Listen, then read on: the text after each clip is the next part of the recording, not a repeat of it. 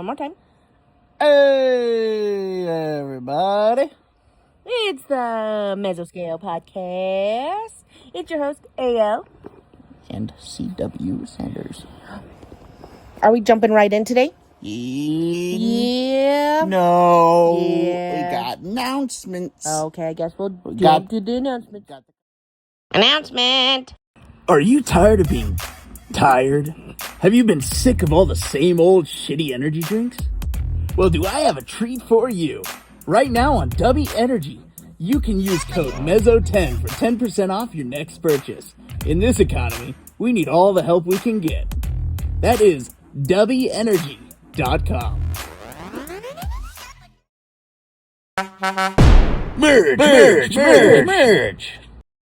Merch! Ever get sick of your same old shitty fashion choice? Lucky for you, that's all about to change. Head over to https://mesoscale-pod-merch.myspreadshop.com or stab the link below with your clicking mouse. Hear ye, hear ye. Upon this day, the 2nd of August in our year 2026, A.L. Meticulous Anxiety and I have discussed a proposed writing contest. This contest will proceed from August 2nd to August 26th. Winner will be announced on August 30th. The prompt is, Oh no, we've been scaled. This contest is open to any and all horror types and must be submitted by August 26th. The rules. Submitted by, of course, August 26th. Author must be subscribed to the podcast anywhere they listen. Author must use the submission flare when posting to our Reddit. Author must cast their vote on a different story. And you must comment under this post on our Reddit that you've submitted a story. Now for the best part. The winner, first place, will earn a Mesoscale t-shirt, which will be autographed. Their story shall be read, and the story of their choice, their own or someone else's, will be on their own episode. They will receive the coveted Top Scaler Award, and, of course, receive mad props in the community. Second place will receive a Mesoscale hat, also autographed. Their story will be put in a future episode, and they will receive the coveted second place award. Third place will receive Mesoscale pins, also autographed, and the coveted third place award. Good luck to those who all enter. We look forward to reading your stories. Today we are Interviewing our good buddy, Walter B.S. Walker. Witching. Is it Walker? Walker. Have I been saying it wrong this whole time? Yes. Walker B.S. Witching Hour. Which we just call him Walker B. Walker B. Walker B. Walker B. Walker B. Hey! Walker B. Witching Hour. Jump to the recording. No!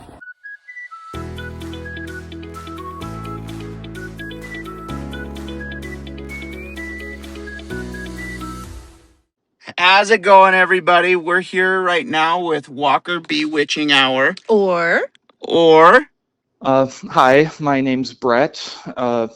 Walker comes from my middle name, and I just thought Witching Hour sounded cool. So, yeah, it's nice to be on here. I hope all of you can hear me okay.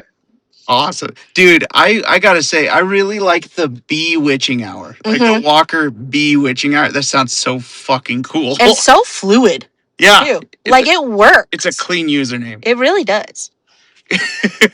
So, I mean, I guess it's a bit of a double entendre, but completely unintended, because B, it's just my first initial, but bewitching. I guess that works. It works Yeah, great. pun not even intended. So That's actually really funny. That's awesome. That almost makes it cooler. It really does. So, should we kick this up with Just introducing. yeah, who are you? Where do you come from? What do you do? okay, so a little bit about me. Yeah, I come from Wisconsin, just right in the center of the state. Not like yeah, I grew up in Illinois. I lived in Minnesota for a little bit, lived in Maine for a little bit, and now I'm in Wisconsin. And right now I work in a factory, and I also edit books on the side.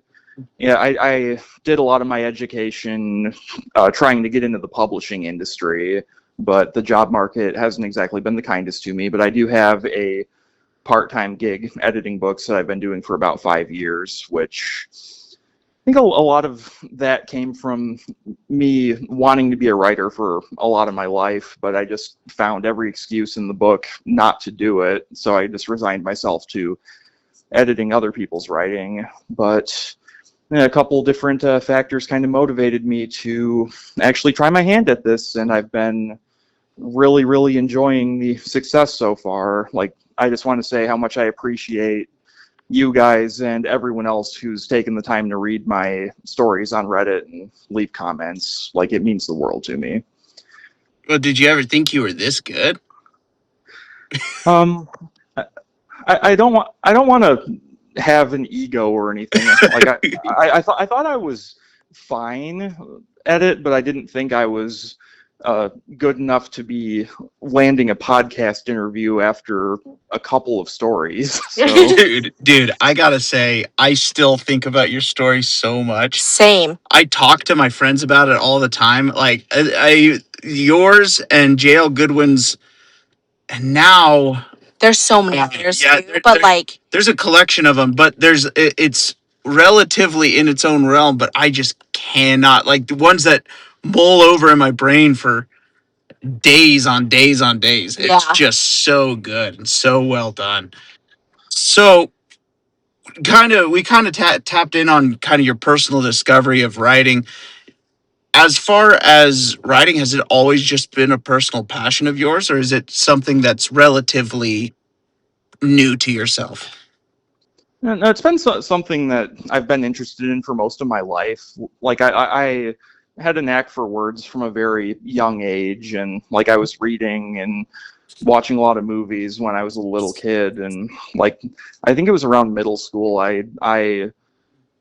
Yeah, because in middle school I actually got into Stephen King, and that kind of really catapulted me into being into horror writing, and I started watching a lot of horror movies around that time too, and I've just had a passion for the genre for most of my life. And yeah, but life kind of got in the way. I would always start stories and never finish them, and just either got too busy or I just kind of talked myself out of whatever I was writing. And the kind of the spark that got me back into it was listening to some podcasts, specifically Creepcast and the No Sleep podcast. Mm-hmm. Dude, I gotta say, Creepcast is it's such a good basis for a lot of newer writers. Like, I see a lot of, especially with the whole Tales from the Creeps thing and the accessibility of people's stories. That's sort of what launched us into making this sort of podcast, is because, Creepcast is starting to kind of find itself in a position where No Sleep is, where they're starting to go with more popular stories or writers that they're comfortable with, so a lot of smaller writers are having a hard time getting on the show and stuff like that. I understand.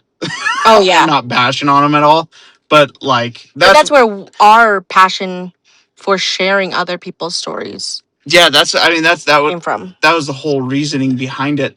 And so one thing that I've noticed a lot with your writing is there's not a distinct writing style. All the three stories that I've read of yours, Claw Marks, Axe Wielder, and See You Soon. All three total bangers. Mhm. I loved each one. I think Axe Wielder's still my favorite, just because that is an all timer. Such a good one. All timer. And I gotta say, if I'm ranking them, it would probably be Axe Wielder, See You Soon, and then Claw Marks. Which, audience, if you've never read those, go read them. We also narrated one for our first episode. Yeah. I know. And so I guess kind of where does your inspiration for these stories come from? Is it just kind of you just come up with it one of these days? Yeah, well, I also have two more besides those three. I actually posted my most recent one on Wednesday, just kind of sliding under the wire to get in on the Tales from the Creeps July monthly contest. But kind of coming up with these stories, they just come from a lot of just random things I just experience in my daily life. Like, I don't even know where I came up with the Axe Wielder to begin with. Like, music has been a really big part of my life. So, like, I've always been big onto that. And kind of a funny story about that is I was looking through my notes app on my phone like last week, and I actually saw a little mock-up for that story dated from like April of 2020. So that idea has been in my head in some shape or form for this long, and I just now got around to writing it. That is so cool. That's sick. Because it honestly has been one of both of ours favorites. Yeah, I mean, so far. Just sort of the gloom punk rocky sort of aura that you get from the story. It's very just cultivated very well. Well, and then like going off of that, do you intend on adding anything, like any more, I wouldn't say chapters to it, but do you want to make these short stories longer or flesh them out a little bit or make sort of an anthology out of them? I mean, with that one specifically, I think it kind of wraps itself up pretty nice. I did have an idea for a follow-up to it that I might write somewhere down the road. Probably as like a milestone, like maybe story number 10 or something. But I kind of think for the time being, just everything's going to be kind of just its own story. And at some point, I would like to compile everything I have, maybe when I have 10 or 11 of them, and actually go for publication. Dude, I would buy a collection of your work. Oh yeah. Any day of the week. Yeah, I think you have the talent and the capabilities of going pro, so to speak. And I think it would be such an amazing just an amazing like collection of your work. Like one thing I did have a question about, because you mentioned Stephen King. Is he one of your inspirations, or is there any other like professional book writers that are your inspirations at all? No, in terms of creativity and stuff, like I have inspirations from all over the place. King is my favorite horror writer, but I also read a lot of other genres. Like I'm a big fantasy guy too, with like George R. R. Martin, Joe Abercrombie. But I take a lot of inspiration for coming up with stories and writing from watching movies. Like almost everything I write, I have like kind of the cinematic look of it in my head. So yeah, that kind of explains where a lot of the detail comes from. Like I think one of my stronger suits as a writer is coming up with like detailed set pieces, and a lot of that comes from movie inspiration. Mm-hmm. No, I agree. Do you think fantasy writing has any impact on like your horror book, like your horror narratives, or do you think it's strictly stylistic? I'm not really sure with that. Like I mean, I'll draw from some like fantastical elements every so often, and no, kind of a lot of the fantasy stuff that I'm more of a fan of is more grounded. So Mm. No, I could see that. Mhm. I could totally see that. So we read one of your stories, The Axe Wielder, in episode 1. We wanted to kind of know, how do you feel about that story in specific? And do you feel that the rating that we gave it, which was, I believe, 5 out of 5, It was really good. do you To believe our opinion. that is fair to your story? And then also, what would you rate it through the mesoscale, and how do you feel about the mesoscale? I mean, that's kind of a hard question for somebody who got a 5 on his story. But Yeah. no, I just want to say that I was very, very happy with how that story turned out.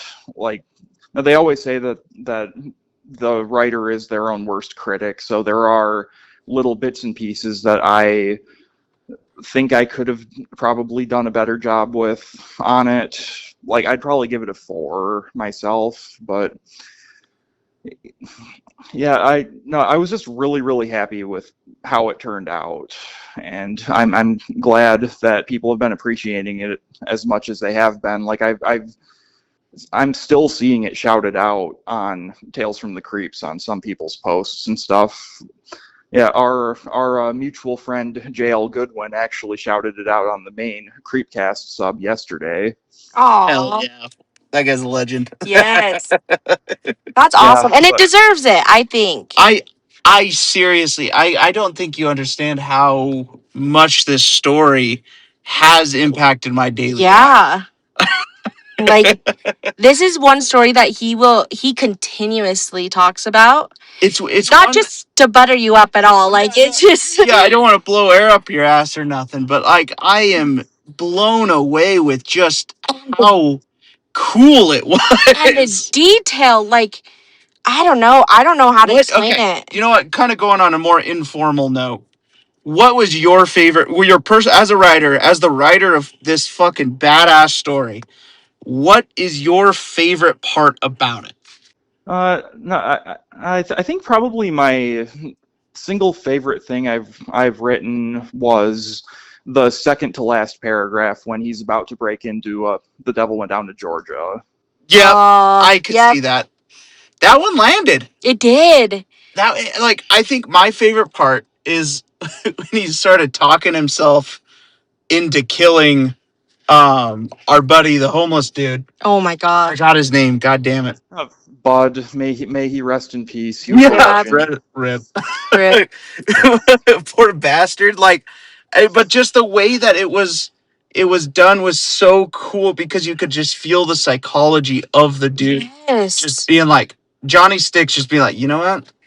No one's gonna fucking miss this guy, you know? We'll just fucking throw him in. And then like when after he kills him and he's like, well, there's a dumpster. Yeah. It was, Oh my gosh. it was brutal, but in such an elegant way that It was insane. it didn't slip into the like, as I said in the Jail Goodwin interview, the brick sort of situation. Mhm. Yeah, I heard that story on Creepcast. I was like, Jesus. Yeah. I mean, no insult to Elias Witherow. Like, I've heard a few of his other stories. I really liked Feed the Pig. Feed the Pig is a banger, dude. I will say it kind of fucked me up a little bit when they added the pig noises and like the chewing pig noises and stuff. I had to pause it for a little bit so I could get my stomach under control. I was just like, oh, this is so gross. But Well, on that pig note, I have a question because I know we have been talking all about the amazing 5 that we gave this axe wielder, and I know you have other works which we are also so excited to read. I want you to know. But the question that I have though is, I feel like it's not fair to say, like, do you ever get writer's block? I don't think that's fair to say because I feel like every single writer does. With that, how do you handle writer's block? And how do you, like, go about, do you just stop writing? Is there a way to get yourself out of writer's block? Anyways, I just am curious on that because of how amazing your stories are. I'm just curious on like your brain and how you do that. Is there a unique way Yeah. which you get out of it? Yeah, so let me tell you, I have been the epitome of writer's block for most of my life, which is just why I started actually doing this a couple months ago. Well, now to get out of it, actually a lot of it comes from my background editing books. Yeah, a little mantra I tell myself is that you can't edit words that aren't on the page. So kind of the way I get through the writer's block is to just kind of power through and just actually put something on the page and actually not care if it seems like slop or anything, because I can just go back and clean it up. Mm-hmm. I love that.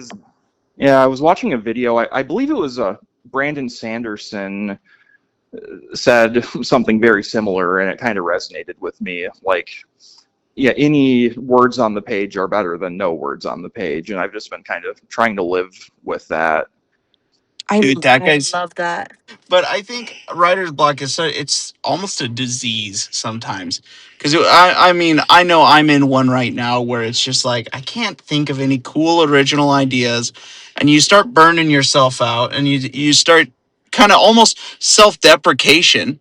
Like there's almost a self-deprecating note about writer's block, because you can't get words on page, but you feel that sort of fire in your chest to write. You want to write, but you just can't. And so I think, sort of what you said sums it up really nicely. There, you can't edit when there's not words on the page. There's nothing to read, so to speak. And so I think one thing I gotta say, and this is sort of, I know, like most of this interview's kind of been hyping you up. I literally have no notes for any of your stories. I've read those three, and all three have been just so well encapsulated. And just, oh my God, dude, they're just so good. I, I Thank you. I don't even, I got no words for just how much I enjoyed each one. The environment that you cultivate, the attention to detail. Yeah.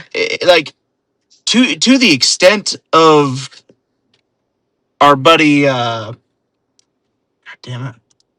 Why are names slipping my mind today? JL? No, in Axe Wheeler. Oh. In Axe Wheeler. Johnny Sticks. Holy shit. When I was naming actual art authors. when our narrator Johnny Sticks is like, he's cutting his forearms open, he's bleeding onto the actual guitar. One thing that I think one of the details I really loved was how he knows that he's kind of fucking up the entire time. The entire story, there's this feeling of like foreboding almost. It's almost like he's worried about someone finding out, or in that internal battle between like he knows it's wrong, like he knows he shouldn't be doing it. He knows something's fucky, but he can't help but doing it. Yeah. And I think that's just the way you portray that. It was probably one of my favorite parts, because that internal battle, I think everyone's got a decision in their life eventually where they kind of have not to the paranormal extent of Axe Wheeler, but to an extent where they're like, well, if I choose this, if I keep doing how much will that change my life later? How much will this impact me in the long run? Yeah. And I see it's very well done in Axe Wheeler, where he makes the decision. He's like, fuck it. I got nothing left to lose. Mm-hmm. I'm just going to keep plugging away. And so I got to say, I just really enjoyed it. It was so much fun to read. Now, speaking of I know we touched on inspirations again. Do you have any personal inspirations, like your mom, your dad, your cousin, your brothers, sisters, family, friends, fish, dog? I'm an only child, but I've been away from home for a while. I just live on my own, but I have some pretty good friends. I have a good girlfriend, and I have two really sweet dogs back home that I think about. And no, I do want to give a shout out to my friend Elliot. Me and him kind of bounce a lot of ideas off of each other. He also writes. I've been kind of pushing him to post something on Tales from the Creeps, but he recently started a movie review YouTube channel called Movies with E.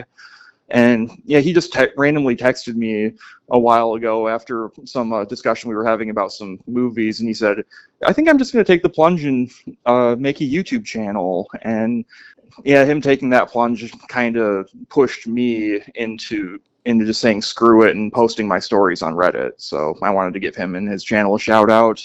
All you That's guys so listening, awesome. if you want some quality movie review content, check out Movies with E. Awesome. That's awesome. And Definitely. He's got 2 new subscribers right here. yeah.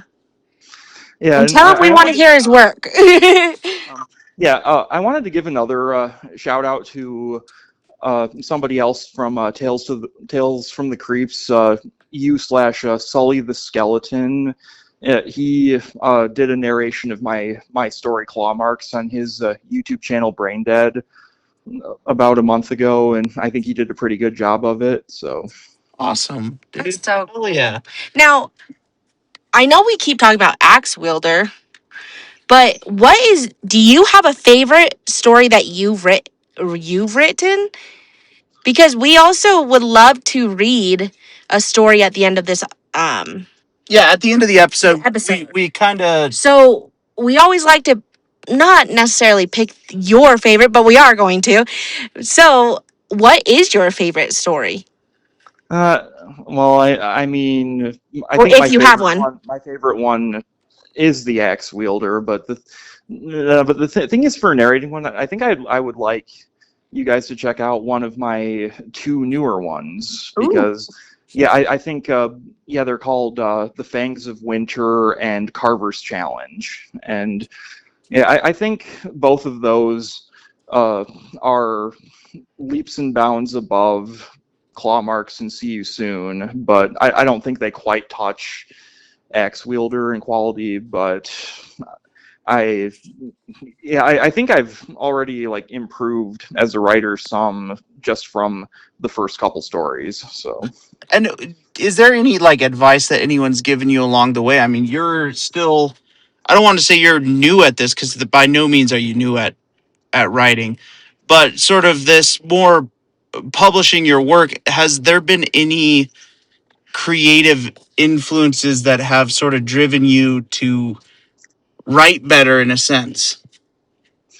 I mean, I've gotten a little bit of feedback off of Reddit, and I've been listening to Creepcast pretty religiously for the last year and a half, and a lot of Hunter and Isaiah's critiques of those stories I kind of take to heart in a way.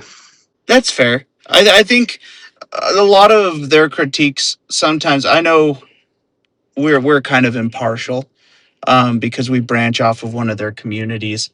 But one thing that I've noticed is if they're in a bad mood, they just bash super hard on the story. And Yeah. sometimes it could feel unjust, right? I would kill to see them cover one of your stories. I think it would be so much fun. Yeah, I mean, I feel like they would like Axe Wielder, but I could kind of see him crashing out a little bit with Claw Marks, because yeah, that one I'm even very critical of some of the getting from point A to point B stuff on, but I could see that. I think Claw Marks, what I liked about it was it felt like a sort of a slasher film. It didn't feel like you had Axe Wielder, which was a slow burn. It was elegant. It was swift and really enjoyable. And then you had Claw Marks, which is sort of your slasher, your Jason or Freddy Krueger. And I will say it is a little bit on the cheesier end, but it's a fun sort of cheesy. It's not. I don't think it's a bad cheesy.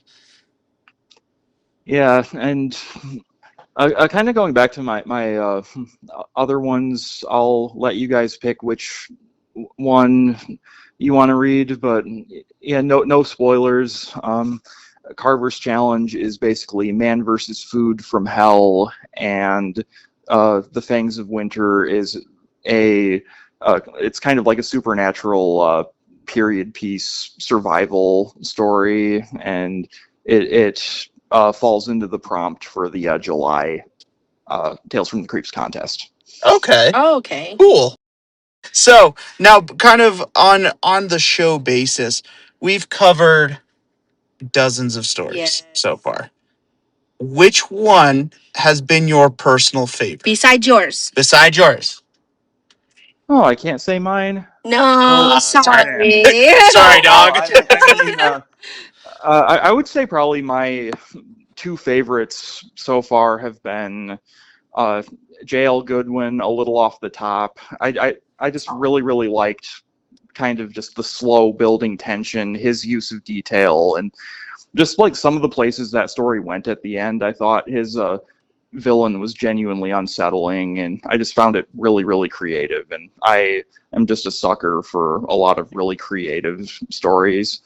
And another one that I have not been able to stop thinking about is the My Neighbors Are Traumatizing Me by Oh my gosh! Mackerel. Like, yeah, I loved the premise of that, and yeah, you have a really cool premise with that really screwed up family, and he knocked it out of the park with how he wrote it too. Like, I am definitely interested in seeing more of that if he continues writing that as a series. Yeah. Yeah. You know what? And it is a series, and we're hoping to do one episode of that too. Yeah, we're gonna do a full episode of the whole where series. we cover the entire series. But oh my gosh, I can't stop thinking about that.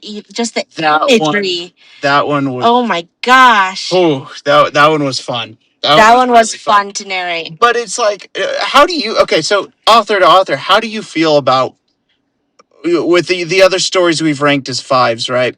How do you feel being sort of categorized with the authors of the five club, so to speak? I'm really flattered, and I'm just surprised, honestly. Like I said, I was really happy with how Axe Wielder turned out, but like I do have like my own little nitpicks with each one of my stories, and no, it's just like I've gotten just such an overwhelmingly positive response on that story, plus everything else I posted, and I just feel just very blessed to be in such good company. And it's also motivating me to write more too, because yeah, I initially just had claw marks and Axe Wielder and posted them, and I've cranked out 3 more stories since posting those, which is like the most I've written in so long. So that's awesome. Yeah, we are extremely proud of you. Yeah. And it is so exciting to see how well your stories are coming along. Yeah. Because it's something to see sort of an already cultivated author like Stephen King or someone who's already built up their reputation. It's one thing to see them publishing stories.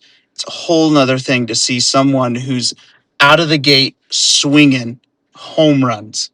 Mm-hmm. And I think one of my comments, I was doing a little overview again, just making sure I had everything down that I kind of wanted to talk about.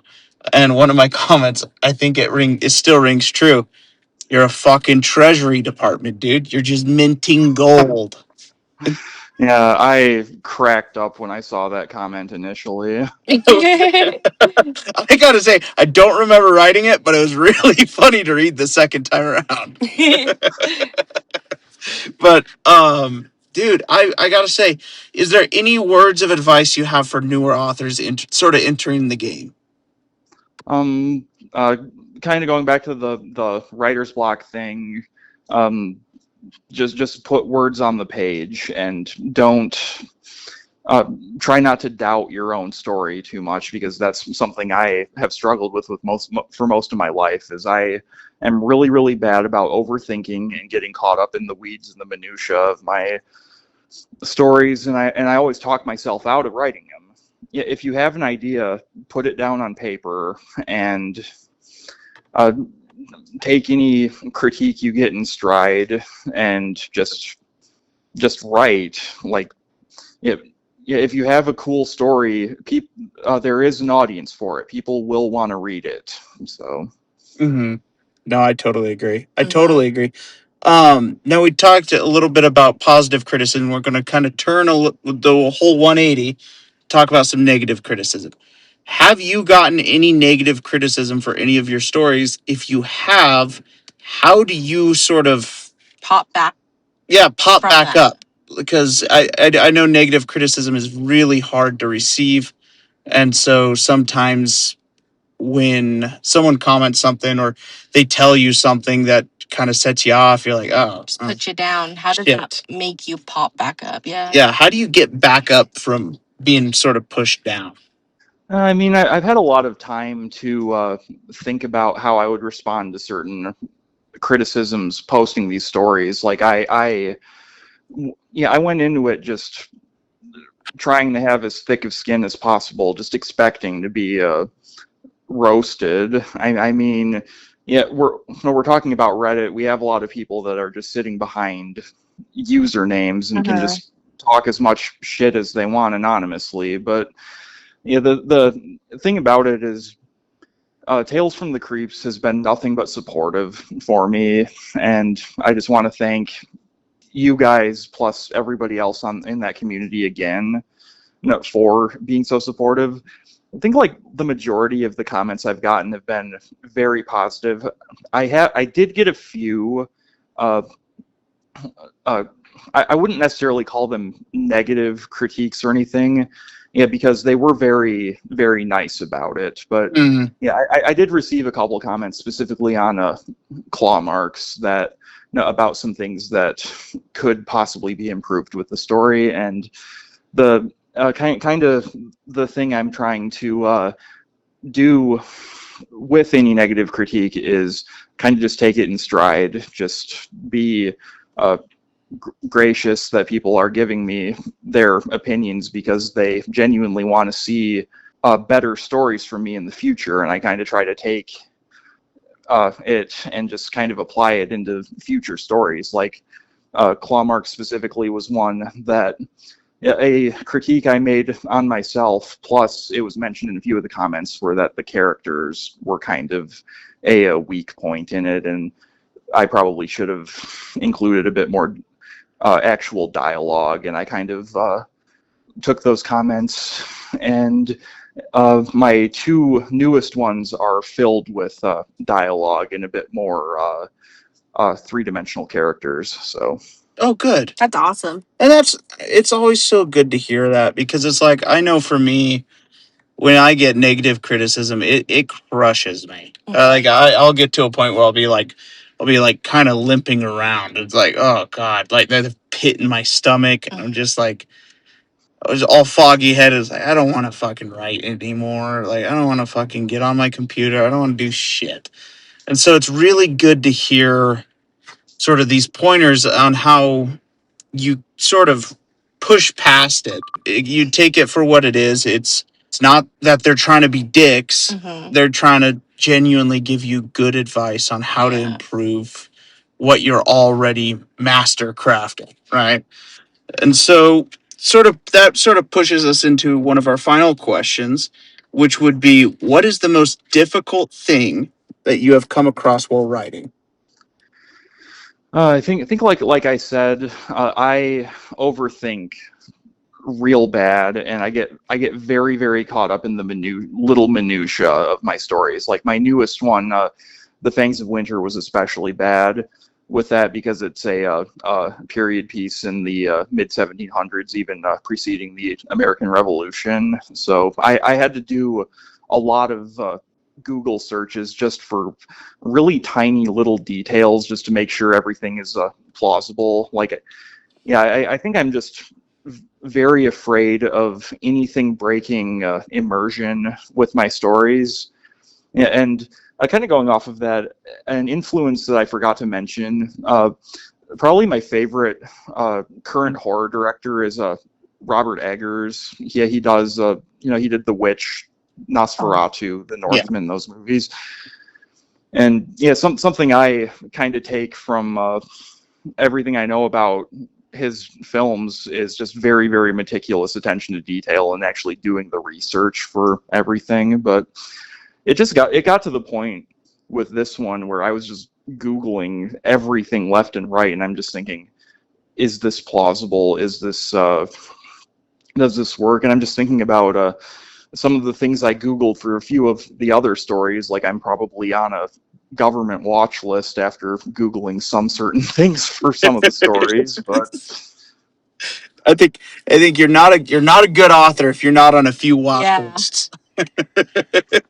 I think it is so amazing, dude, and I think you got such a future ahead of you.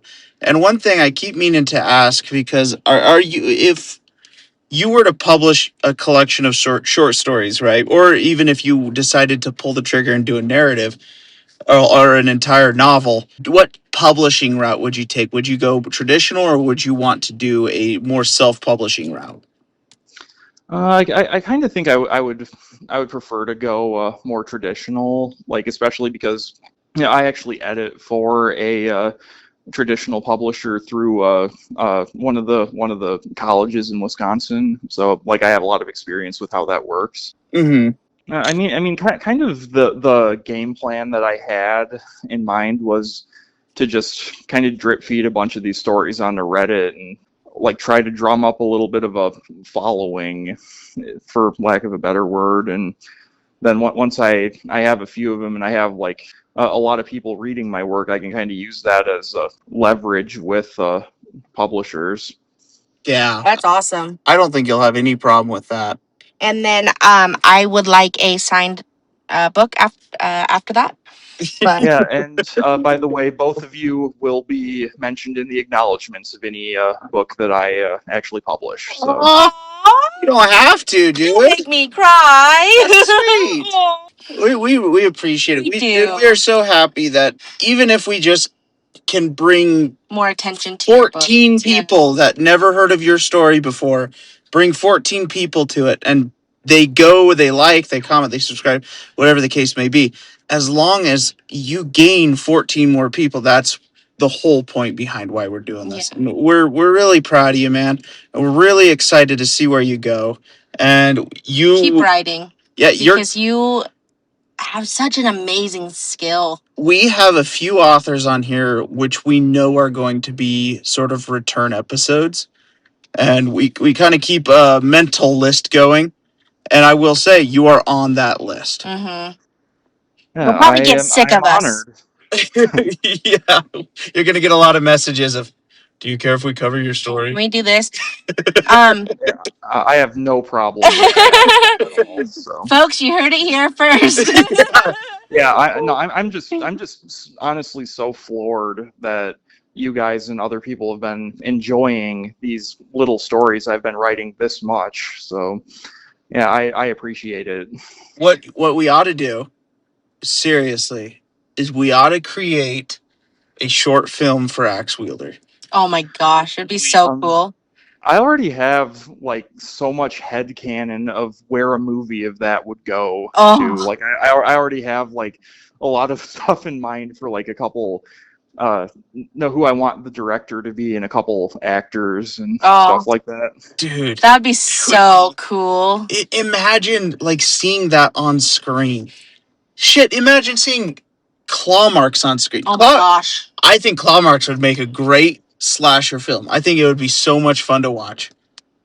Yeah, like I said, I'm very, very inspired by movies, and I have like kind of cinema scenes in my head, like as I'm writing each of these things. So. Oh, I get that. That's awesome. So, what's your favorite horror movie? Give me your top 3. I think probably my top 3 individual horror movies would be Silence of the Lambs, The Witch, and the original Halloween. But if we're going off of franchises, Terrifier, Saw, and Friday the 13th. Okay.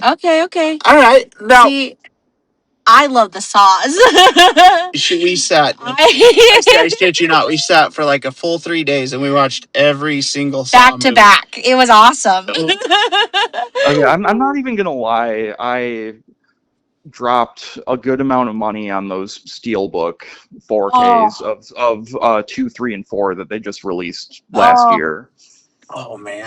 Oh my gosh, I loved it. I was eating it all up. My parents had Saw 3. I remember it had this clear case with like it had the typical like Saw Blu-ray disc design, but it like had this clear case which would slide over it, which would add gore to like the to the actual movie cover, and it was so cool. I remember playing with it as a kid and just fucking taking it off, put it back on, taking it off, put it back on. Dude, I love the Saw movies. Saw movies are classics. Now, Yeah. I'm gonna settle an argument for me. We got The Lighthouse, okay? Oh my Yeah. gosh. I had a hell of a time with it. My buddy Carter. You have seen this, right? Yes, I actually recently bought a Blu-ray of it. Like, I've been meaning to rewatch it for a while, but I just haven't gotten around to it. So, so yeah, you've seen it though, yeah? Yes. Okay. What am I supposed to pull from that? I had a hell of a time figuring it out. Yeah, everything I've heard about it, it's a very polarizing movie. Like, the thing about it is I need to rewatch it. This is possibly a hot take, but it's probably it's probably near the bottom of the 4 Eggers films that are out so far. Like, my favorite is The Witch, and I'm a really big fan of The Northman too. No, like, I just watched The Lighthouse once, like, several years ago. I've been meaning to revisit it for a long time. Like, it's still a really good movie. Like, you have Willem Dafoe and Robert Pattinson just giving these powerhouse performances, but it's just one of those very abstract ones. You're just like, what the hell's even going on in this movie? Yes. It felt very acid trippy. It was, I will say, the cinematography, the time period, everything was cool about it, but the storyline had me lost. Yeah, I'm just saying that when Werewolf comes out in December, I will be there day one. And yeah, that one was probably up there with The Odyssey for my most anticipated movies of this year, and The Odyssey was a masterpiece. Damn, I haven't seen it yet. I'm excited, but I have not quite slipped in. So, is there, now that we've kind of gone through all the questions, is there anything that you would like to leave for the audience, in the sense of, is there anything you would like the audience to leave with? Oh, there we go. You said it way better than I did. Just that I love all of you, and thank you so much for checking out all my stories. All of you guys who write, keep posting them, and here in a little bit, like, once my busy life calms down a little bit, I will probably be making a post on there offering to do edits if anyone would like. I do have a background in book editing, and I've been doing it professionally for a while, so I would be happy to take a look at anybody's stories if you're looking for feedback on anything mechanical or just feedback in general.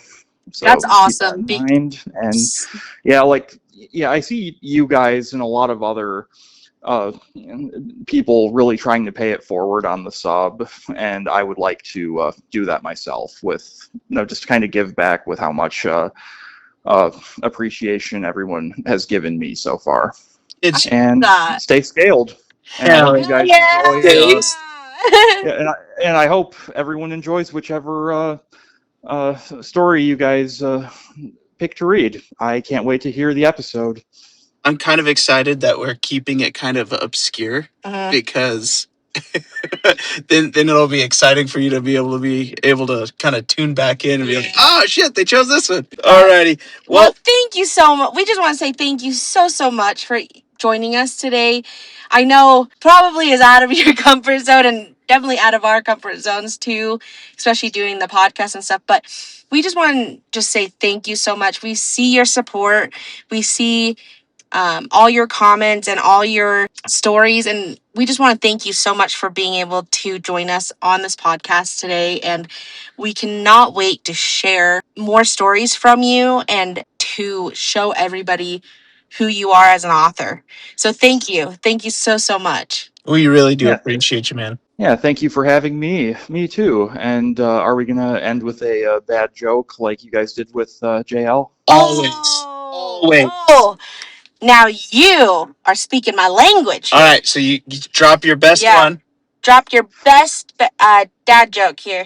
A priest and a rabbit walked into a bar. The bartender looked at the rabbit and said, "You must be a typo." That was dumb.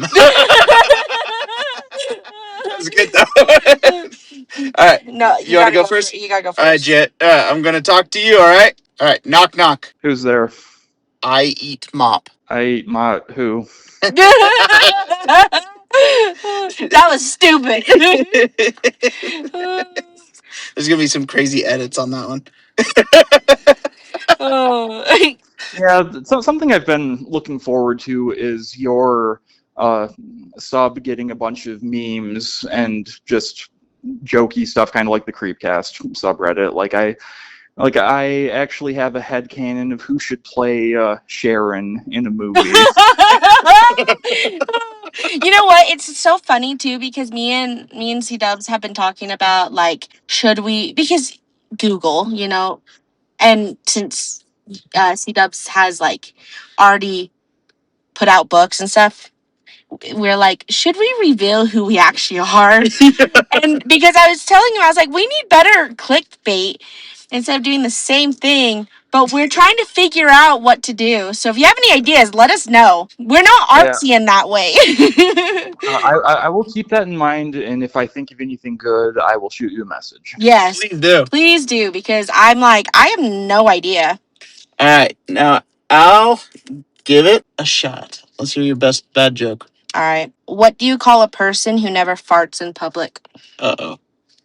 A private tutor. Oh, my God. Oh, my God. Ice.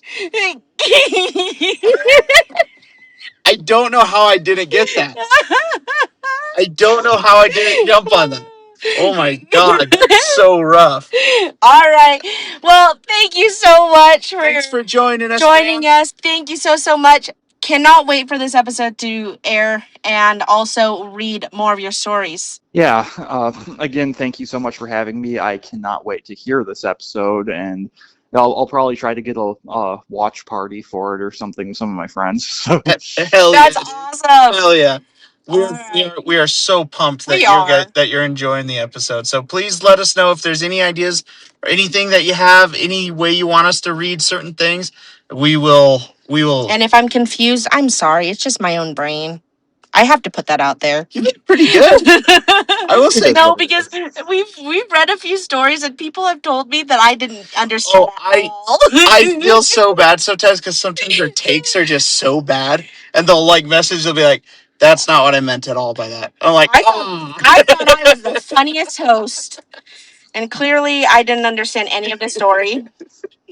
All right. Yeah, that's something I find interesting is some of the takeaways some people have had with some of my stories. Like I had at least 2 comments thinking claw marks was about werewolves.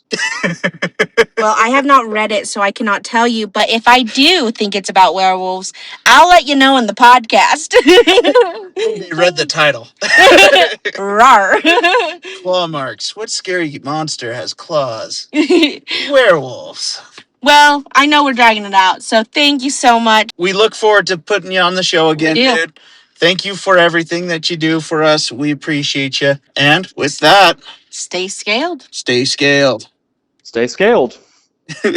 Later, brother. Peace. Later. That was a great interview. Or conSCALation. conSCALation. How'd you like it? I had a lot of fun. That was really I like fun. that guy. He's a cool guy. He is a cool guy. Yep. I like the fact that everybody we've interviewed is fucking cool. They are. And we promise you, we are releasing your guys' interviews. They won't hear this until this is released, so why are you saying it? No, I know. This is for future people we interview. We are releasing them, but we're sporadically. Yeah, we're kind of keeping them staged. Yes, because we changed them into more bonus content versus like actual ones, which actually we changed it from bonus to being, what was it called? Insight. Oh yeah, insight scale. So insight scale is technically like our bonus episodes. I just thought it was fun to kind of add that name, like an insight to authors and brains and stuff. I thought that was fun. I like it. So, anyways, but Walkerbswitching hour. Walkerbswitching hour. When we were talking to him, and I know it's in the recording, he was like, kind of wanted to be surprised in the sense of what story we were going to read. But this one, I just keep coming back to, and I just keep wanting to read it. So I figured this one's a good one. Yes. You want to introduce it to us? Yes, this is Carver's Challenge by Walkerbswitching Hour. Walkerbswitching Hour. Trigger warnings. There is vomit and cannibalism in this. Hell yeah. PSA. Sounds like my Friday night. All right. Ready? You got to go first. Okay. All right. Carver's Challenge. Test your skill, endurance, and love of barbecue with our 6-pound platter of the gods. A Goliath sandwich on the biggest bun we could rustle up, with a pound of our famous pulled pork and a pound of smoked brisket, a pound of coleslaw, and your choice of sauce, served with a dozen Inferno wings with a full pound of crispy fries. Finish this colossus of a plate in 45 minutes and win our official I Carved the Competition Challenge tee, a spot on our wall of fame, and a waived bill for your efforts. You think you're worthy? $39.99 if you lose. To be honest, for barbecue and stuff, fuck yeah, I'm doing that. $39.99 is actually pretty cheap. I didn't see any rules saying you couldn't take it home. I'm gonna buy 2 of them. You're gonna buy them? Yeah. A picture of the monstrous plate sat underneath the description. My mouth watered at the thought of the savory sauce and tender meat. I looked over my shoulder to see the wall of fame, decorated with 6 photos under the large heading. Only 6 photos, only 6 people vanquished Carver's Challenge. I was here to be lucky number 7. Welcome to Carver's Barbecue Shack. A cheery brown-haired young woman wearing a black Carver's Barbecue shirt approached my table. My name's Gracie. I'll be taking care of you tonight. Can I get you started with something to drink? She placed a glass of water in front of me. I smirked. I'm good with the water, thank you. I'm actually here for the challenge. I'm gonna make the wall. I gestured over my shoulder. Gracie's eyes gleamed at the words. Another challenger, eh? 3rd one this week. Hope you do better than the others. Her smile widened and she jotted something down on her notepad. Sauce for the sandwich? Inferno, I said without hesitation. No use doing the challenge if I wasn't going the whole 9 yards. Worry flashed across her face. Are you sure? No one's finished an Inferno sandwich yet. Hottest the challenge winner's gone so far has been Carver Special. I stuck to it. I'll take the Inferno. She scribbled it down and looked back with a smile. I'll be back in a bit with your challenge then. Good luck. She turned to head to the kitchen and I sat back, mentally preparing. Do I sound like a sweet, southern, beautiful young woman? No. No, hold on. Do you want me to say yes? Yeah, I need... Yes! Do I look sweet? Do you like me, Squidward? You sure do. Is that better? Am I a pretty girl? No. Alright. She turned to head to the kitchen and I sat back mentally preparing. About 4 pounds of sandwich, a pound of fries, and 6 wings, all drenched in the restaurant's infamous Inferno sauce. How bad could it be? How bad could it be? I'm just giving to my gluttony. How bad could it be? You're supposed to sing it like her? How bad could it possibly be? We'll see. I had never actually Come on, attempted come a on. challenge. No. No, you gotta give me some credit. The lyrics, my free balling those lyrics, that was impressive. You gotta say. It was impressive. Yeah. Yeah. I'm chubbed up right now. All right. I had never actually attempted a challenge such as this, but I'd seen enough man versus food and eaten enough Tabasco in my lifetime. Minutes went by. I sipped my water, taking in the restaurant's ambience.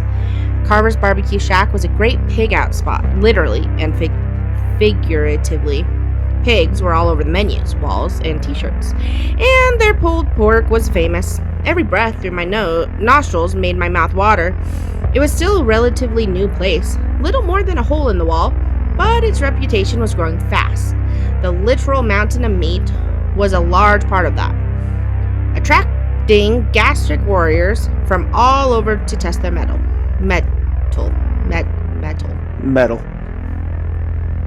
The low blues music and restaurant chatter was interrupted by the door swinging open and a loud, brash voice.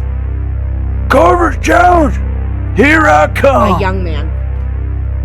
Well, I said, but in a brash. Oh, I was. Okay, my bad. Yeah, redo it.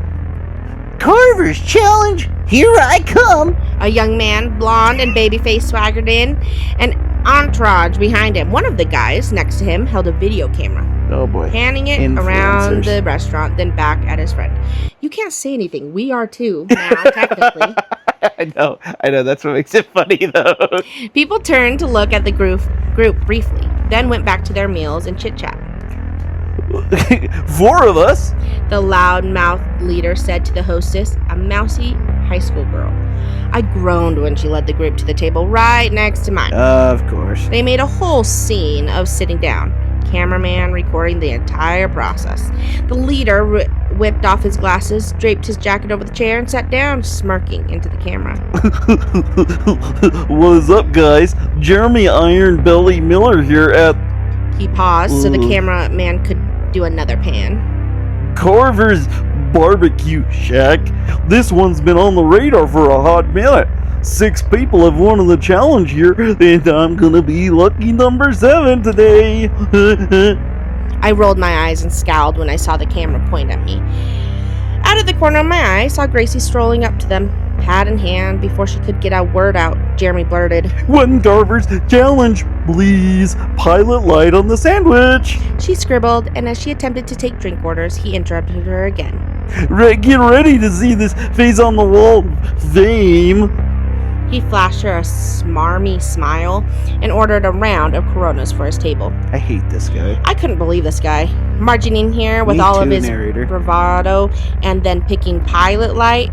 The 5 homemade sauces were another staple of Carver's. From mildest to hottest, you have Pilot Light, Campfire Smoke, Carver Special, Sweat Maker, and Inferno. And of course, he was going to have some Inferno on his wings next to the Pilot Light sandwich, as was I, a fact that Gracie unfortunately remembered. Looks like we got ourselves a duel here. She exclaimed, looking Jeremy into the eye before shrugging at me. Damn it. She turned and strolled back into the kitchen, ignoring the whistles from one of Jeremy's friends. With her gone, the gang turned towards me, and I had the camera in my face before I could react. You're also taking on Carver's challenge? Jeremy inquired, sneering. I nodded. What's your name, man? Mike. Jeremy got up. That's exactly how it answered. Mike. Jeremy got up and plopped down in the chair next to mine, wrapping an arm around me. I would punch this guy square in the mouth. I believe it. Well, Mike, best luck to you. Hope to see that handsome face next to mine on the Wall of Fame after dinner. I leaned away from his arm and gave him the best don't talk to me look I could muster, and he had none of it, though. Any pointers, Mike? The guy yapped around me for what seemed like eternity before Gracie, another waitress, and Rich came out, trass-lid-sized platters in their hands. Rich Carver was the owner and head chef of Carver's Barbecue Shack. He was a big man in every sense of the word.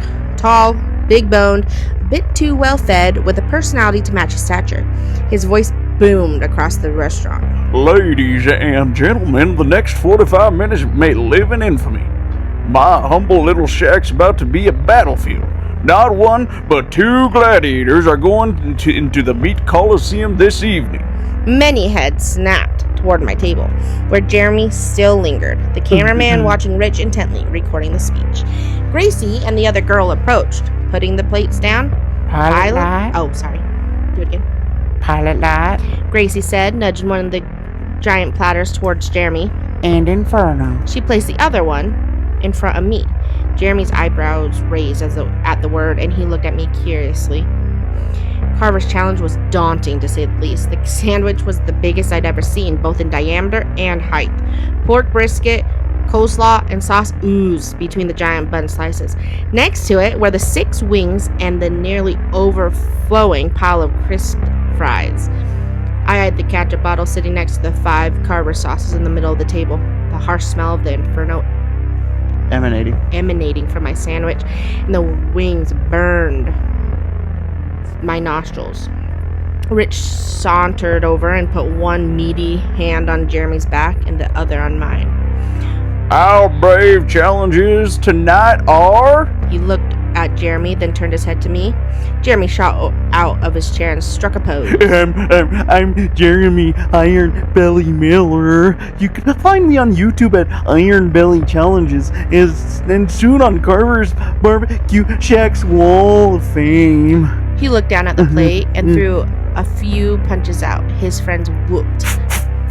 Gracie rolled her eyes. Yeah, I would too, Gracie. Gracie, pull that 45 out of your pocket and just blast this bastard right in the face. Please. And you? Rich directed his boom at me. Mike. I said flatly. I love this guy. I love our narrator so much. This is exactly how I would respond. Oh my god. Mike who? Rich pressed. Just Mike. Rich's enthusiasm I could handle. Every time someone attempted the challenge, he made a big deal of it. I'd seen videos where the pat on the back he gave the winners nearly knocked them out of their seats, and the losers were subjected to one bad joke or another. But much of my excitement for the challenge was deflated by Jeremy's loud mouth and the camera in my face. Well, just Mike. I hope you're hungry. Rich started up again. Iron Belly and Just Mike, are you ready for the most delicious pain you've ever experienced? Sure to satisfy and burst your guts? He smiled broadly and produced a digital timer from his Kiss the cook apron. It was set for 45 minutes. Jeremy enthusiastically nodded. I locked eyes with Rich and nodded as well. The excitement returning, delicious food, internal glory, and a chance to show up this clown. It was challenge time. A few people from other tables had begun to crowd around us. Rich took a seat in one of the other occupied chairs, quickly glancing around the restaurant. Gracie leaned down and whispered something in his ear before disappearing to the back with the other girl. I unwrapped my fork and knife and my weapons against the plated foes before me. 45 minutes on the clock. Fight! Rich pounded the table with a fist the size of the sandwich. I immediately dove in, picking up the behemoth sandwich and sinking my teeth in. It was heaven and hell together on a bun, immaculately tasting and agonizingly hot, both from freshness and the sauce. Carver's Inferno was a jet fuel of a sauce, combining habanero and cayenne into a blend straight out of the 7th circle. One bite in and I could feel the first beads of sweat on my face. But I had a challenge to take on, so I stuffed my face with another bite. More and more droplets of sweat formed as I chewed, my jaw working its hardest. The sandwich was pure sensory overload, and I was only 2 bites in. A fleeting thought that I'd bitten off more than I could chew entered my mind, but I kept on chewing anyways. I took a slug of water, swallowed, and commenced my attack. Out of the corner of my eye, I saw Jeremy analytically studying his plate and drenched the pile of fries and ketchup. After a moment of hesitation, his hand skimmed past the sandwich and went for a wing. He held the drummy up for the crowd to see before biting into it. I could see his face scrunch up as the Inferno went straight to his head.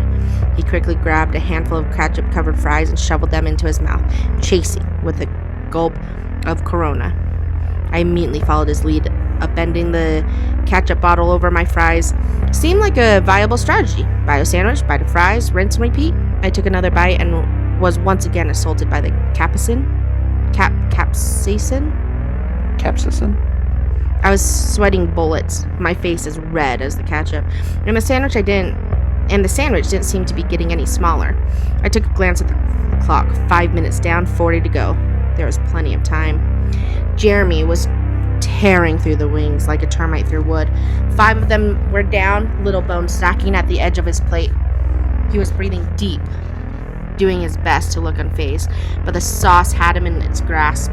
The pile of fries on his plate had a sizable dent, and his beer was nearing the bottom. With a look of steely determination, he tore into the final hellish wing, stripping it bare and holding the bone up. He swallowed and sighed and looked Rich in the eye. No problem, he said with a sputter. A few people cheered. Rich scoffed. Cocky prick. I couldn't be outdone by him. Tears formed in my eyes as I tore back into the sandwich. The heat was relentless, and the amount I'd already eaten felt heavy in my stomach. I grabbed some fries and stuffed them in, my jaws mixing everything together like concrete. My heart sank when I looked at the plate.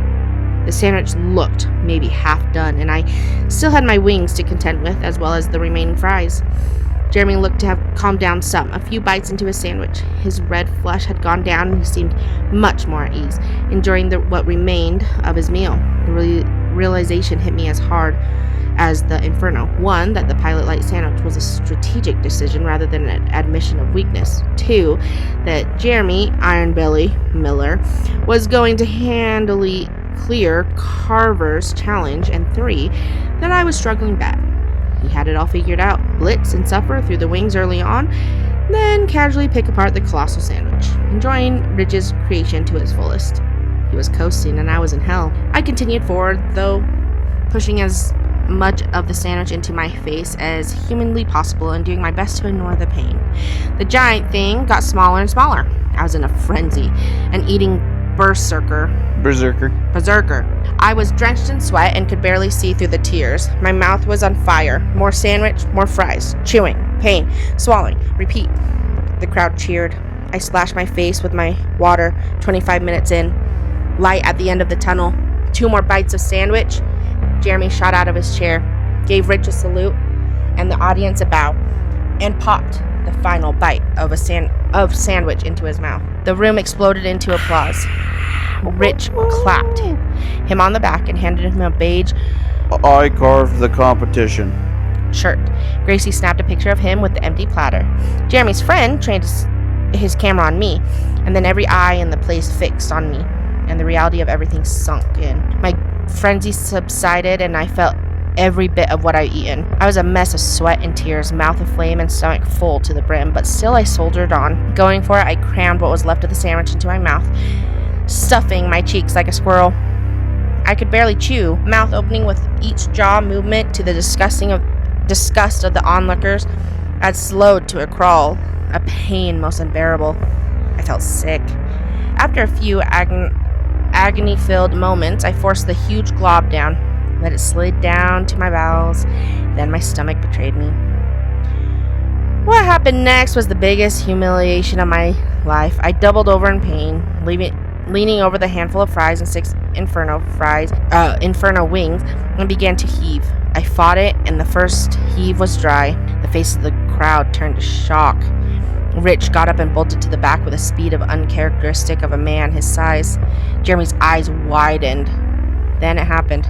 I heaved again, and the rich Carvers and famous sandwich made its way back onto the plate. A few people covered their eyes, some pinched their noses, and others looked away.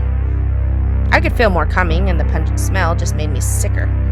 I had rendered the rest of my challenge inedible. The 6 wings and fries were covered in bile and bits of semi-digested meat. Rich barreled out of the back, a bucket in hand, and Gracie behind him. Luckily, I was able to hold the rest back until he got to my side. Sticking my face in the bucket, I let the rest out, wrenching and retching.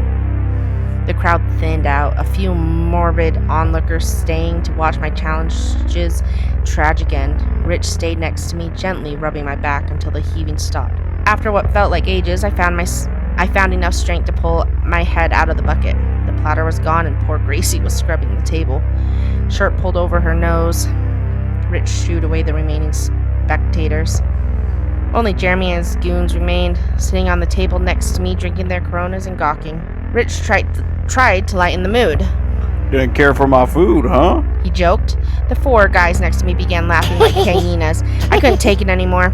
I pushed out of the chair, shouldered past Rich, and stormed out of Carver's barbecue shack. On my way out, I slapped 2 20s on the host stand, startling the mousy hostess. Rich was a nice enough guy and likely would have comped this challenge loss given the circumstances, but I didn't want his pity. I wordlessly ran to my car, tore out of there, went home and sobbed until I fell asleep. The next few days were spent numb and blurry, lying on the couch, staring at the ceiling, occasionally watching mindless cable and changing the channel every time a Carver's commercial aired. I barely ate. The very thought of food made me upset. After a few days, I ventured back out into the world. I immediately regretted it. I was at the grocery store scouring the produce section and steering clear of the meat when I heard a voice behind me. Are you just Mike? I turned to see a kid about 13 or 14 staring at me. His eyes lit up when he saw my face closer. Holy shit, you are! He raised his voice and began gesturing. The 2 other kids, another boy and a girl, ran over. Can I help you? I said, voice quivering. You're famous, dude! The first boy piped up, voice slightly cracked. Just Mike, the pukey guy from Iron Belly Jeremy's challenge. I went pale. Can I get a selfie? The second boy asked. Before I could react, he whipped his phone out and took a picture. I dropped my basket and ran out of the store, tears in my eyes. As much as I didn't want to look it up, I had to see Jeremy's video now. When I pulled up YouTube, I couldn't believe what I saw. Front page. An edited thumbnail of an astonishing Jeremy posed onto a still of me, red faced and twisted, with half my sandwich on the platter.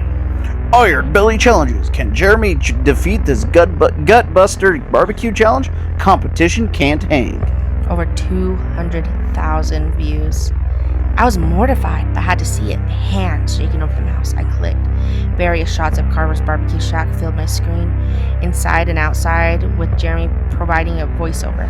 Last week, I shattered a spaghetti eating record. This week, it's time to pick out on some big. Here we are at Carver's barbecue shack. His annoyingly braggadocious voice narrated. It cut to an interview with Rich, where the big man talked about his love for food and described the challenge. Jeremy versus Carver's challenge. Popped up, extravagant red font against the black screen. From the camera's point of view, Jeremy and his cronies strutted into Carver's and sat down. The annoying voiceover continued. I could see myself in the background glancing at the camera with a scowl. I winced seeing the shot zoom in on my face. Jeremy continued to narrate. Voiceover interspersed with his on-camera banter. See this guy? Remember him? He'll be attempting the challenge too. He then rattled off a strategy for the challenge over shots of them ordering, the camera lingering uncomfortably long on Gracie. I think I got what it takes. Stay tuned for the challenge. The video cut to an ad. Thankfully, not another Carvers commercial. The next few minutes of a video was a highlight reel of the challenge with minimal voiceover. Rich's booming introduction was captured with zoom-ins on both of our faces when our names were announced. The majority of the footage was Jeremy eating with a dramatically narrated recap, but the shot was occasionally switched to me, always with a snarky or condescending comment. He's trying, but that inferno sauce is no joke. Poor guy's on fire right now, but not in the good way. I don't think he's gonna make it. The shot cut to his final bite and victory antics. Winner, Jeremy! Flashed on screen. I was already having a hard enough time watching, but the last part turned my emotions to white-hot anger. He completed the Carver's challenge, but we still gotta check up on just Mike over here. He's looking pretty desperate. A close-up of my final defiant bite. Is he gonna do it? The shot lingered as I chewed, swallowed, and heaved, and wretched, not missing a single detail. We'll zoom in on the puke-covered plate, a shot of the disgusted audience, me with my head in the bucket. I may have carved Carver's challenge, but just Mike was on the receiving end. Better luck next time, pal. I couldn't watch anymore. I slammed my laptop shut and let out a scream of rage, tears streaming down my face. 200,000 views, kids recognizing me as Just Mike the pukey guy. in the grocery store. A hatred I'd never felt before filled me, burning hotter than Carver's inferno. Hatred towards Rich Carver. Those stupid fucking challenges did this to me. Hatred towards Jeremy Ironbelly Miller, whose video will never let me live it down. My anger gave way to a detached numbness, and the wheels in my head began to spin, and I realized the things I needed to do next. A few weeks later, I sat in my car on the side of the country road, Jeremy's newest video winding down on my phone after finishing a sundae the size of his head from a diner in the middle of nowhere, Illinois. He looked into the camera and teased his next challenge before signing off. And what do you know? It was another barbecue place. His next destination was St. Louis, about 4 hours from here. And according to his social media, he'd be attempting the challenge the day after tomorrow. I would deal with Jeremy in due time, but right now, the priority was Rich. It was a quiet Saturday night, a little after 10 p.m. Carvers was open 11 a.m. to 10 p.m., Monday through Saturday.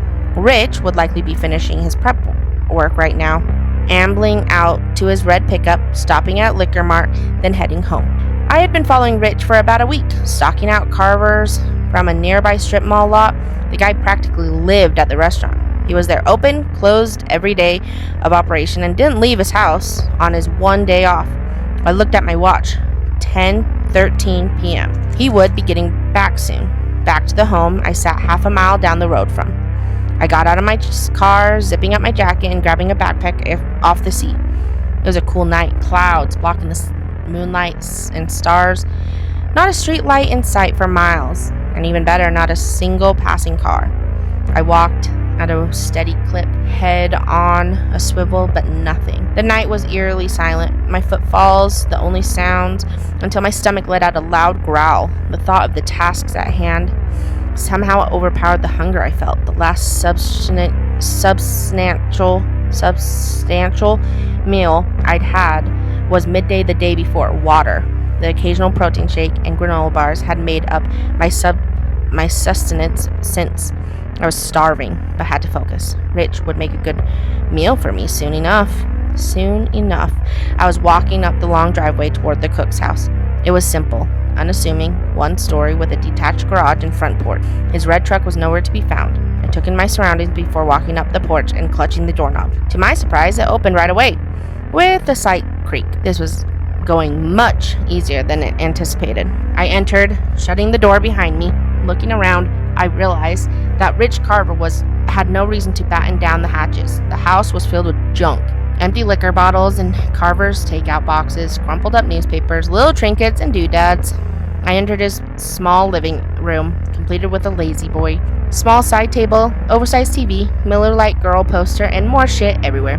The room was a pigsty, fitted for a guy whose claim to fame was pig. The kitchen was jarred by comparison. It was similarly small, but much more upkept. Not a stain on the stovetop, not a dish in the sink, not even a scuff on the tile floor. A lot could be said about Rich Carver, but there was no doubting the guy's passion and love for all things culinary. A dim light was on over the stove, enough to see around the room. I gently opened one of the cabinets and peered at the various cooking gadgets. A block of fancy-looking knives caught my eye. The sound of an engine snapped me back. I peeked around the corner and saw lights through the living room blinds that soon dimmed. A truck door slammed. I fished around my backpack, looking across the living room to the doorway. The door started to creak open. I crouched back into the kitchen and found what I was looking for. Heavy footsteps thumping their way in. I was expecting to hear the plop of a large body collapsing into a recliner, but the steps kept going in my direction. He was coming to the kitchen. Before I could scramble away, Rich rounded the corner. Bang! The surprised look in his eyes glazed over and he tottered back. Crashing to the ground was blood trickling out of his forehead. The bottle of vodka in his meaty hand shattered on impact. My whole body shook with adrenaline.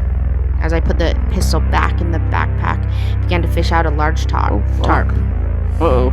Blood was beginning to pool on the tile around his head. I'm not liking where this is going. Me either. I grabbed him by one of his legs and pulled with all my might. He was one heavy son of a bitch. but eventually I got him onto the tarp and rolled it up, making sure to spritz up the blood. Even at death, Rich Carver needed a spotless kitchen.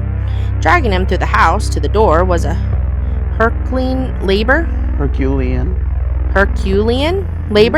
I might as well have been pulling his truck. After an eternity of the hard physical labor, I got him to the garage. The door opening just as effortlessly as the house's front. Firing up a flashlight, I looked around the wide, empty garage. Various tools adorned the walls. A couple of workbenches and more junk. I flicked the light from spot to spot, wondering what would be best for the gruesome undertaking about to begin. An axe? Hey! A hacksaw? Axe wielder. I know. Maybe the light landed on an electric circular saw. Oh my god. Bingo. No, not bingo. I quickly searched Rich's body before preparing it. His wallet with a few bills, license, credit card, and Carver's business card. A pack of Marlboro. Everyone loves Marlboro. I don't know why. Because it's a classic cigarette. Marlboro Reds with 2 remaining. American Spirit. Some pocket lint and a set of keys. A house key, a trick key, and a few I didn't recognize. Likely a key to the restaurant and a lockbox within.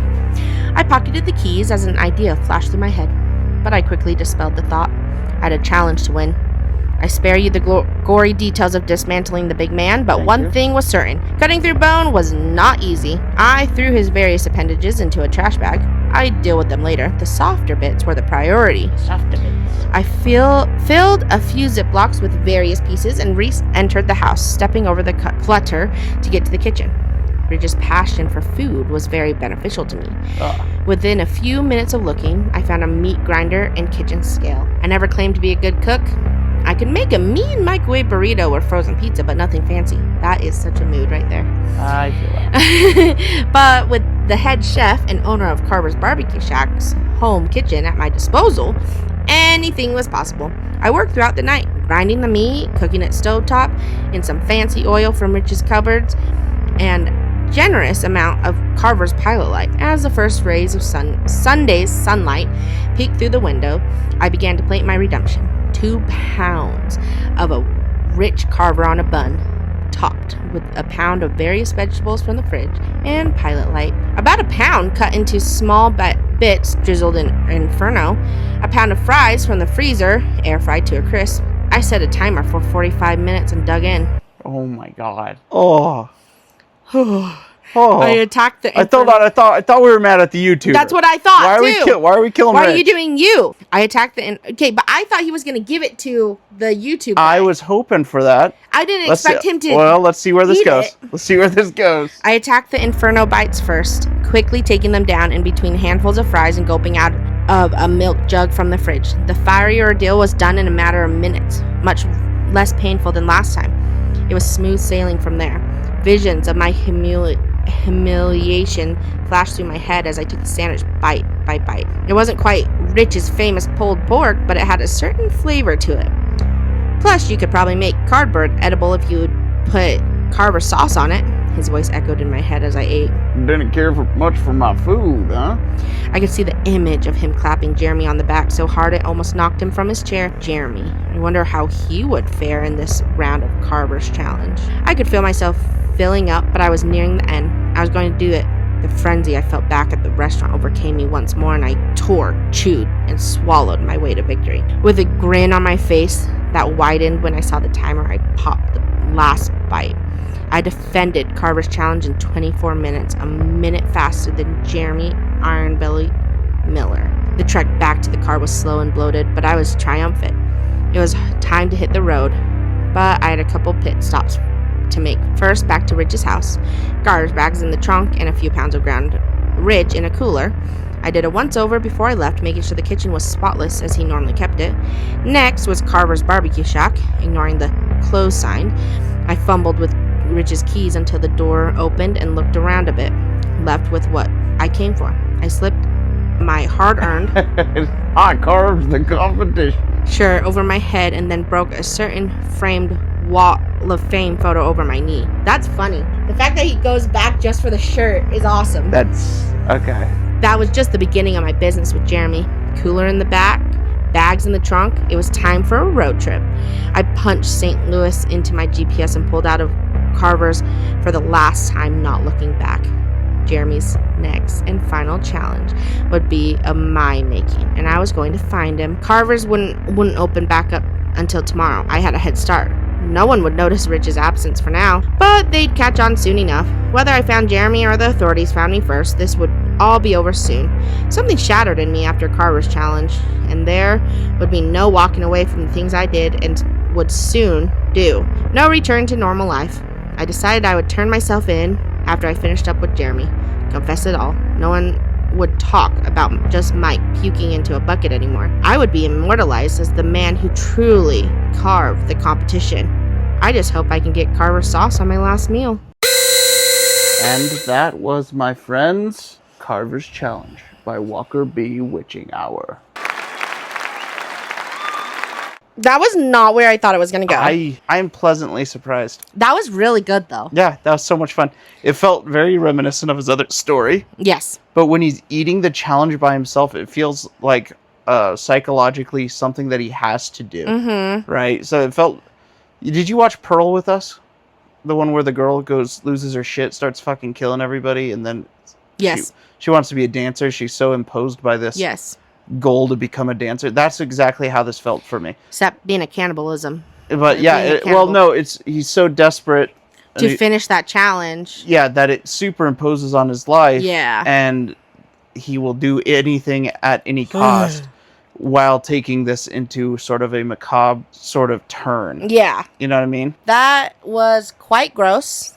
I really enjoyed it. Really cool concept, though. I did enjoy the lack of gore. Yes. While also playing into the gory bits. Yeah. I was still grossed out. Once again, just like with Axe Wielder, it was very elegantly done. Correct. It was right when I remembered the content warning of cannibalism, I was like, oh boy. Yeah. This is gonna get bloody, it's gonna get brutal. And I was like, I really hope he doesn't take this into the position that I think he's going to. Well, I thought he was gonna have the YouTuber eat it. He did. That's what he was setting out to do. No, I'm saying instead of him finishing it, I thought he was gonna go have the YouTuber do it. But I think it was actually really cool that because that's where your mind goes first of like, oh, he's gonna get revenge on the thing. And so it's like, oh no, but because he's so mentally I need to finish this challenge. Yeah. He does it. Yeah, so mentally fucked to a point where he's like, I have to make sure that I can finish this before I challenge him. Correct. So I thought that was a really cool take of that. Yeah, that's a cool little addition to it. Yeah. That was really fun. I liked it. What would you rate it? I'd say 5. I say 5. Yeah, that's it. That's an easy 5. That one was good. It locked me in though. I was so locked in. So far, and these are just out of the people that we've been reading pretty consistently. JL Goodwin, Walkerbswitchinghour, Easy Chair was fun. I don't think it's fair to just Well, no, but they all group themselves in such their own unique niches. I see what you mean. Of horror that it's hard not to like them. Yes. You know what I mean? And so, I don't know. This is our But in general, I feel like we've gotten so many good submissions. Oh, yeah. It's crazy because it's hard to... I will say, I feel bad whenever we, do vote for a few that are, 2s or 3s. Because I don't want them to feel like they're not comparable. You know what I mean? I think they're comparable, but the way I look at the lower ends, right?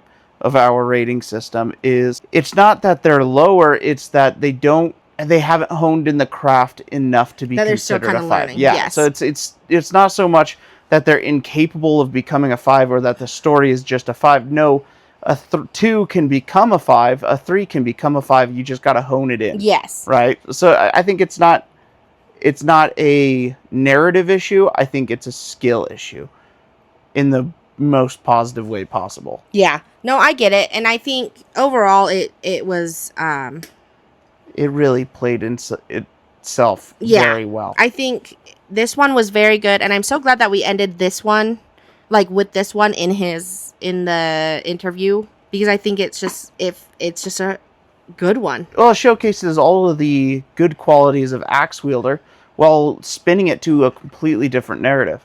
And I think that's what makes it makes Walker Bewitching Hour stories so good is because he could put you in the situation of the character, make you feel like bad for the person, and then make that person do a horrific thing and be like I can kind of justify it, but I really can't justify it. And you get that moral the moral separation of sorts, you know what I mean? Yeah, no, I totally understand, and I think overall it's just good one. I love it. I agree. Well, with that, we're gonna wrap up this interview episode.